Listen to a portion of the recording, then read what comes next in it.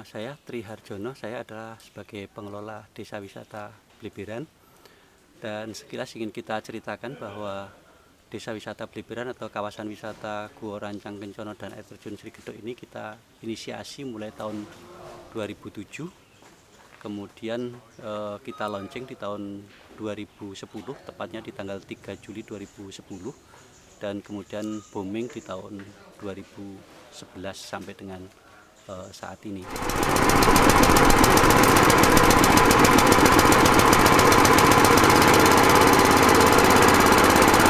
Kita ke air terjun, jarak kita 350 meter dari dermaga sini. Dari sana kita air terjun, selesai kita kembali dengan perahu lagi, dermaga lagi. Jadi untuk selama masa pandemi ini memang kunjungan terus menurun. Jadi di aktivitas hanya terbatas, ya kan? Dan untuk perahu sendiri kita menggunakan perahu rakit. Kita ada 3 perahu rakit yang terlibat. Tapi zaman Nakalar Rami semuanya operasional, tiga-tiganya berjalan, biar mudik untuk melayani wisatawan yang datang ke air terjun maupun sebaliknya. Tapi kita ada 3 akses, bisa jalan kaki, bisa dengan flying fox, bisa dengan perahu untuk menuju ke air terjunnya. Untuk flying fox sendiri 350 meter dari start sampai finish.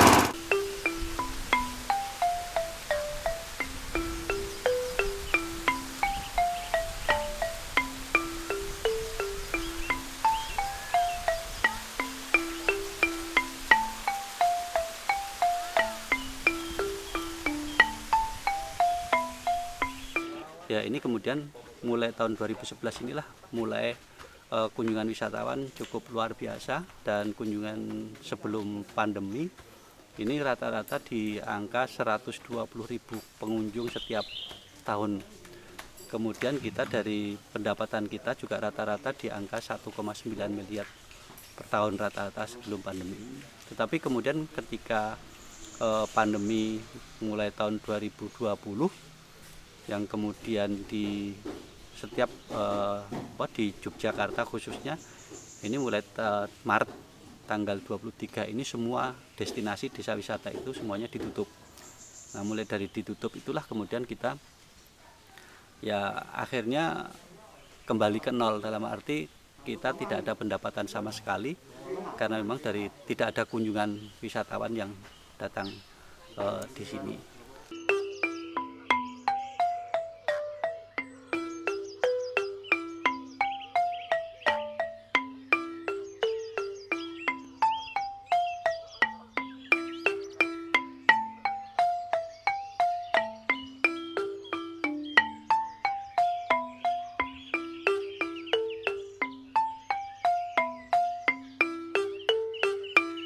Tetapi kemudian juga memang pengelola-pengelola desa wisata yang ada di sini tidak 100% bekerja di kawasan wisata ini, karena memang ini adalah bagian dari kegiatan ya pokok tapi agak sedikit sampingan itu.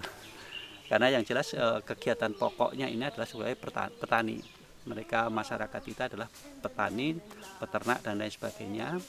Sehingga pariwisata ini bagian dari tambahan atau value dari pendapatan mereka, sehingga ketika pandemi ini ya memang tidak kemudian mati suri dalam arti kehidupan ekonomi mereka, tetapi masih bisa berjalan, tapi kawasan wisata ini memang benar-benar tutup total.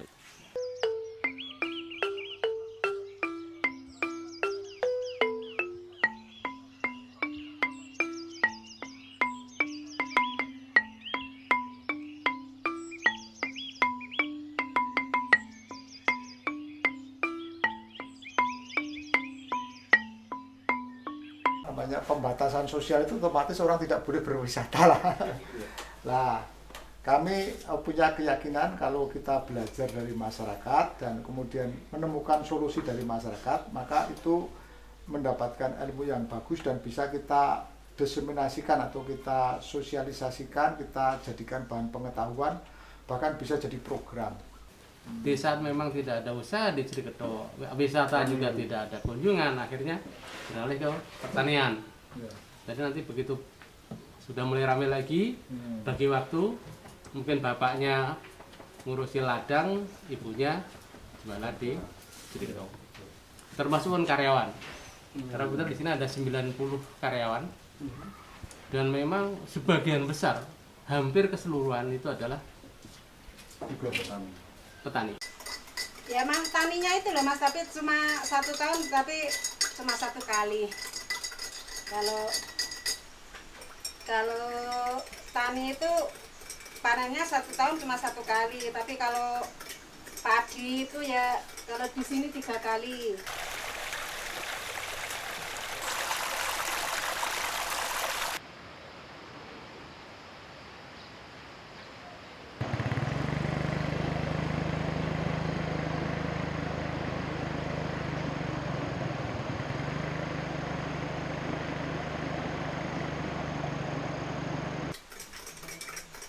Kalau di ladang cuma 1 kali. Kalau jagung kan 2 kali.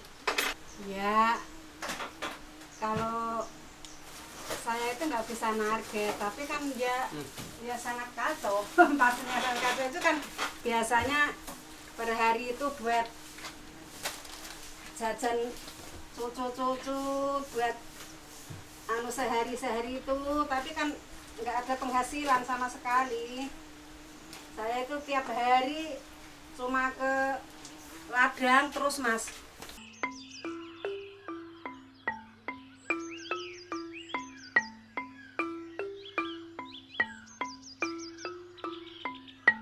Ya, untuk homestay-nya mulai berkurang sekarang di tempat kami karena di desa wisata Mliberan ini belum terkoneksi.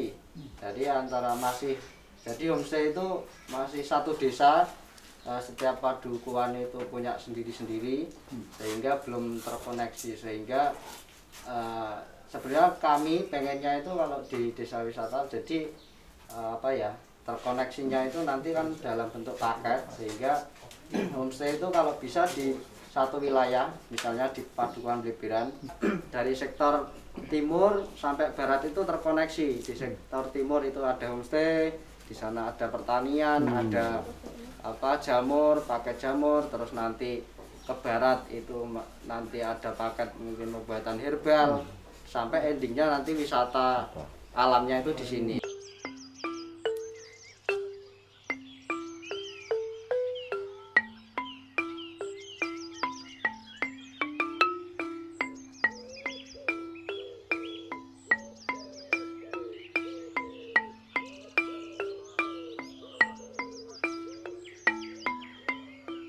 Ada homestay tapi belum tergabung sama yang lain. Kami masih satu paket. Jadi kalau ada wisata dari Jakarta, dari Sumatera, dari Jawa Timur itu transit di sini, ada musola besar, terus nanti transit di sini.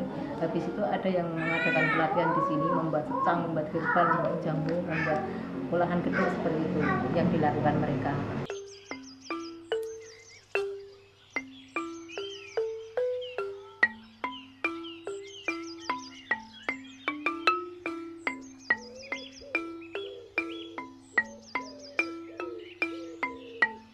Saya punya ide lah, ini oleh-oleh Sri Gedok ini karena yang datang itu dari manca.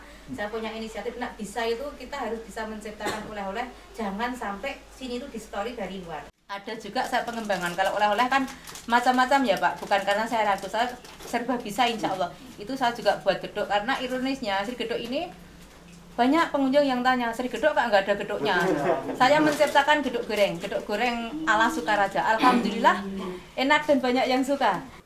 Masyarakat kami masih berharap untuk kemudian bergeliatnya kembali pariwisata ini. Kemauan dan semangat dari teman-teman sebetulnya masih semangat sih, karena ya kita percaya bahwa badai pasti berlalu. Artinya semua permasalahan ini pasti ada ujungnya dan pasti ada penyelesaian yang kemudian bisa kita raih. Nah, termasuk di sini dari kegiatan-kegiatan teman-teman selama pandemi ini juga kita masih ada pergerakan-pergerakan tentang bagaimana kita melakukan kebersihan. Kemudian yang terpenting lagi adalah kita menyiapkan tentang CHSE, protokol kesehatan bagi kunjungan wisatawan, keterkaitan dengan bagaimana SOP-nya ketika wisatawan datang dan lain sebagainya. Kita tinggal menunggu aba-aba start. Kita sebetulnya sudah bisa memulai dengan fasilitas-fasilitas yang ada di sana. Cuci tangan kita perbanyak, baik itu di sini, kemudian di tempat-tempat pemberhentian itu sudah kita buat semacam tempat-tempat pemberhentian yang